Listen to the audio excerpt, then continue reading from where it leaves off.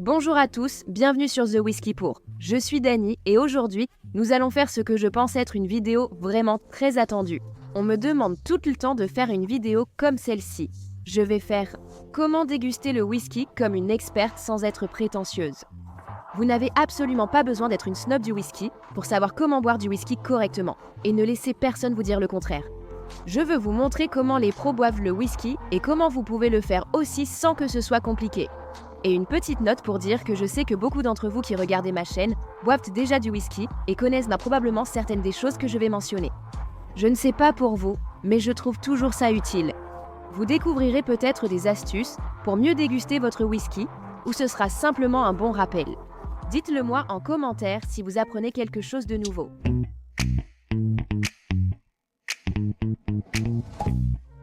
Avant de débuter le guide, je tiens à préciser, le whisky est avant tout un plaisir. Aucune règle, même si certains tentent d'en imposer. Je veux juste vous aider à mieux profiter de votre verre, c'est pour ça que j'ai fait ceci. L'essentiel est de savourer et de s'amuser.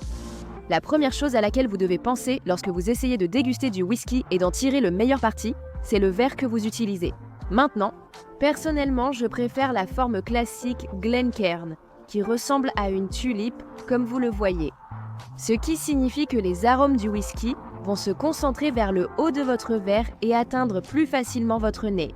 J'ai moi-même fait des expériences en utilisant un verre large pour sentir le whisky et un Glencairn pour sentir le whisky, et les résultats sont stupéfiants. Je vous recommande vraiment d'essayer un jour, juste par curiosité. La forme compte vraiment. Si vous n'avez pas de verre Glencairn, utilisez un petit verre à vin. Je vous conseille d'utiliser un verre en forme de tulipe plutôt qu'un large ou un tumbler. Maintenant, parlons du service et de la couleur. Vous pouvez voir que je me suis servi un joli petit verre là-dedans. Je recommande 20 à 30 ml. Vous n'avez pas besoin d'en avoir beaucoup pour pouvoir distinguer de très bonnes saveurs dans le whisky, mais ne vous contentez pas de verser juste une petite goutte. Vous allez devoir le goûter plusieurs fois. Nous allons y venir bientôt, mais vous allez devoir le goûter plusieurs fois pour bien distinguer les saveurs. Donc quelque chose comme ça, 20 à 30 ml, c'est parfait. Maintenant, la couleur. C'est un point un peu délicat parce que la couleur peut vous donner une idée du goût du whisky, dans une certaine mesure.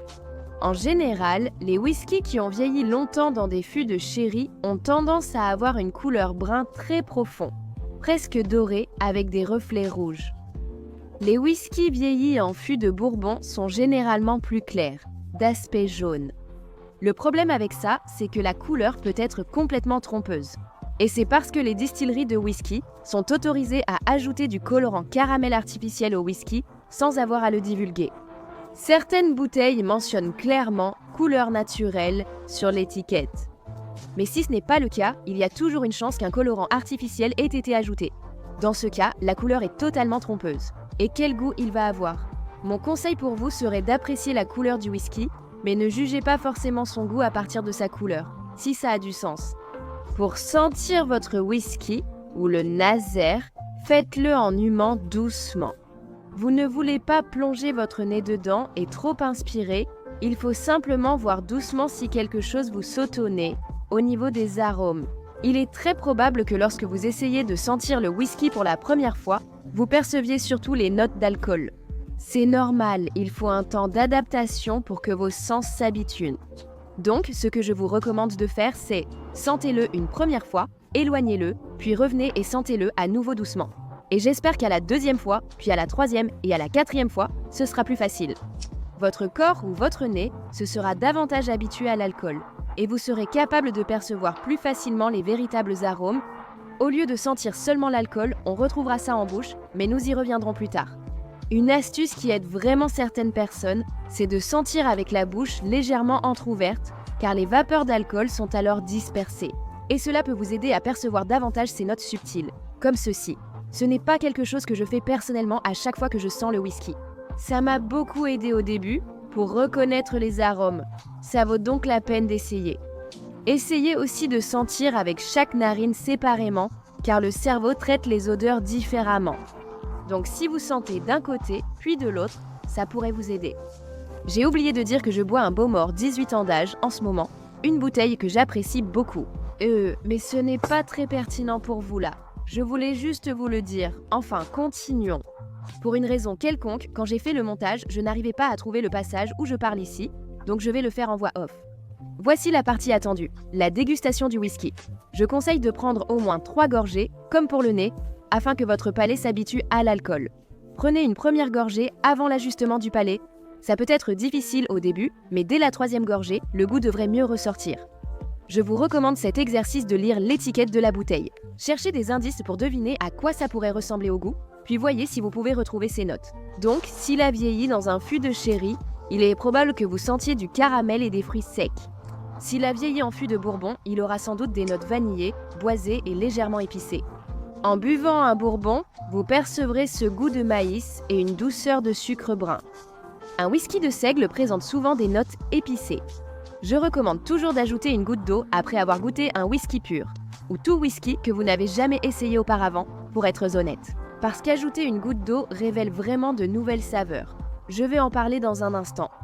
Lorsque vous essayez de développer votre palais, si vous ajoutez une goutte d'eau à votre whisky après l'avoir goûté pur, ça vous donne vraiment l'occasion de le goûter à nouveau et d'observer la différence que l'eau a réellement apportée. Et je pense que c'est un exercice vraiment utile, personnellement. Beaucoup de gens pensent que lorsque vous ajoutez de l'eau, vous faites simplement diminuer la brûlure de l'alcool ou réduire l'éthanol. Et c'est vrai, dans une certaine mesure. Lorsque vous ajoutez de l'eau, bien sûr, vous diluez le whisky, donc il y a un pourcentage d'alcool inférieur à ce qu'il y avait auparavant. Cela peut atténuer la brûlure et améliorer la perception des saveurs. Mais il y a aussi un autre aspect. Le whisky contient un composé appelé guaiacol qui se trouve dans le whisky. En ajoutant de l'eau, l'équilibre est perturbé et le guaiacol remonte à la surface. Ce guaiacol modifie le nez. Ainsi, ajouter de l'eau au whisky ne le rend pas forcément moins intense. Il peut parfois devenir plus intense ou très différent. J'aime beaucoup utiliser une pipette à whisky pour ajouter de l'eau à mon verre. Si vous n'en avez pas, ce n'est pas du tout un problème. Une autre très bonne méthode consiste à utiliser une paille, à la plonger dans un verre d'eau. Posez votre doigt dessus, ajoutez quelques gouttes à votre whisky, puis relâchez. Vous pouvez aussi utiliser une cuillère à café si besoin, mais ne noyez pas votre whisky. Quelques gouttes feront toute la différence, alors n'abusez surtout pas de l'eau. J'ai l'impression qu'il y a cette idée reçue selon laquelle, si vous êtes un expert en whisky, vous n'ajoutez pas d'eau à votre whisky. Ce n'est absolument pas vrai. De nombreux professionnels ajoutent de l'eau à leur whisky, ce qui, comme je le dis, révèle des saveurs différentes grâce au guaiacol. Voilà comment on déguste le whisky, il n'y a aucune honte, je vous conseille vraiment d'essayer. Une petite remarque sur la finale. Maintenant, lorsque vous buvez du whisky, une fois que vous l'avez avalé, il vous restera un arrière-goût, plus ou moins.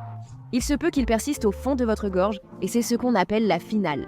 Souvent, la finale présente des notes épicées ou très persistantes, voire de tanin. Si c'est quelque chose qui a vieilli dans un fût de vin, faites attention à quel goût ça a.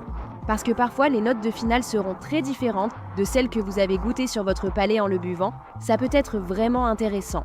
Encore une fois, si vous ne distinguez pas les notes, ce n'est pas grave. Concentrez-vous sur la finale, longue ou courte. Est-ce que ça se dissipe immédiatement ou est-ce que ça reste un petit moment? Faites aussi attention à si la goutte d'eau fait une différence sur la finale. Parfois oui, parfois non. Tout dépendra. Je veux juste souligner que le plus important dans tout ça, c'est simplement d'en profiter. Si vous goûtez un whisky et que vous n'arrivez pas à distinguer de notes de saveur, demandez-vous simplement « Est-ce que j'ai aimé ou pas ?» C'est largement suffisant. Si vous l'avez bu et pensez que c'était pas mal, félicitations. Vous avez réussi à déguster du whisky et c'est tout ce qui compte, c'est la vérité. Et voilà, mon guide, j'espère simple, pour apprendre à reconnaître les arômes du whisky sans que ce soit compliqué. Dites-moi dans les commentaires si vous essayez l'une de ces astuces et si vous en avez d'autres qui aident à la dégustation du whisky, partagez-les aussi dans les commentaires. Je suis toujours curieuse de lire ce genre de choses. Si vous aimez ou découvrez le whisky, ça me ferait vraiment plaisir. Abonnez-vous à The Whisky Pour et likez la vidéo. On se retrouve à la prochaine. Suivez-moi si vous en voulez plus.